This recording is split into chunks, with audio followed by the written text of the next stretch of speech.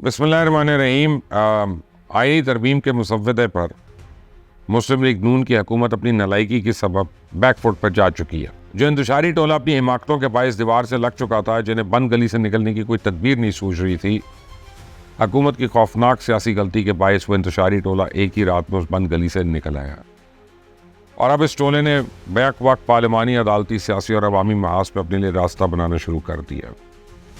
ये चारों सिम से हमला आवर हो रही हैं। इनका वाहिद हथियार दबाव है और यही हथियार उन्होंने अपनों पर भी तान रखा है और मुखालफीन तो हैं ही उनके निशाने पर। तो आजकल PTI के अरकान कौमी असम्बली और सेनेटर पार्टी से अपनी वफादारी के ऐलान के वीडियोस सोशल मीडिया पर डाल रहे हैं। तो ये वीडियोस देखकर लोग पूछ रहे थे और मैं भी हैरान था कि यकायक उनको वफादारी के इजहार की जरूरत क्यों आन पड़ी है। तो मैंने अपनी चुड़ैल को उड़ाया। उसने आगे खबर दी कि हुकूमत के पास आईनी तरमीम की मंजूरी के लिए नंबर्स पूरे नहीं थे।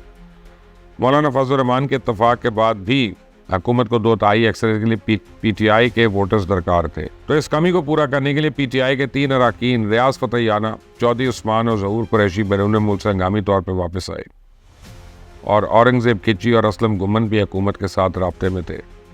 तो PTI सब जानती थी लेकिन उसका खामोश रही। लेकिन जो ही मौलाना फजल रहमान के इनकार ने खेल बिगाड़ा, हुकूमत बैकफुट पे गई। PTI ने ना सिर्फ उन अरकान के नाम आम कर दिए बल्कि कारकुनों को उनके घरों का घेराव करने की भी हदायत कर दी। दस्तम गुमन साहब की एक वीडियो आई है जिसमें वो अपने दरवाजे पर खड़े हजूम के सामने मिन्नतें कर रहे हैं, उनको अपनी वफादारी का यकीन दिला रहे हैं। तो इस वीडियो के बाद PTI के MNAs इतना डर गए कि जमात से अपनी वफादारी के ऐलान उनकी वीडियोस जो सोशल मीडिया पे वायरल कर रहे हैं, डाल रहे हैं।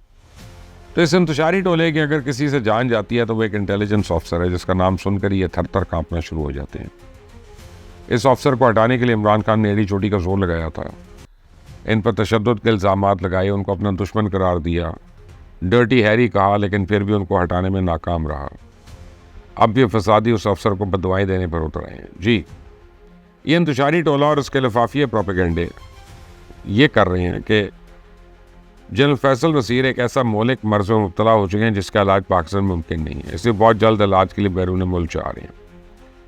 तो मेरी चुड़ैल ने पता लगाकर मुझे बताया कि जनरल फैसल नसीर कहीं नहीं जा रहे, वो बदस्तूर अपने ओहदे पर मौजूद हैं और PTI के लिए यूं ही खौफ की अलामत बने रहेंगे। PTI का अगला निशाना लाहौर है। लाहौर में इंतशार फैलाने के लिए उन्होंने अदलिया की आज़ादी के नाम पर एक नया मनसूबा तैयार कर लिया। 31 सितंबर को जलसे में ये अदलिया की आज़ादी की तहरीक शुरू करने का ऐलान करेंगे और इस तहरीक का बुनियादी मकसद इस्टेब्लिशमेंट और हुकूमत पर दबाव डालकर अपने लिए रिलीफ हासिल करना। लेकिन मैं आपको अंदर की बात बताऊँ, बैरिस्टर गौहर भी एक वकील हैं, PTI के चेयरमैन भी हैं, लेकिन अभी जमात की इस हकमत अमली से इत्तफाक नहीं करते। उन्होंने हमेशा शेर अफजल मरवत और अली अमीन गंडापुर जैसे नासिर की खोलकर मुखालफत की है। आज भी वो PTI को टकराव और तसादुम के बजाय अफहाम तफहीम और बातचीत का रास्ता दिखा रहे हैं। बैरिस्टर गौहर इनके हम ख्याल लोग चाहते हैं कि 26वीं आईनी तरमीम पर पार्लियामेंट जिस तरह डेडलॉक का शिकार है, PTI को उससे फ़ायदा उठाना चाहिए। कुछ लोग कुछ दो के फार्मूले के तहत इमरान खान के लिए कोई रिलीफ हासिल कर ले। तो इस्टेब्लिशमेंट ने जो अपने दरवाजे बंद कर रखे हैं, हमें उन दरवाज़ों पर दोबारा दस्तखत देनी चाहिए।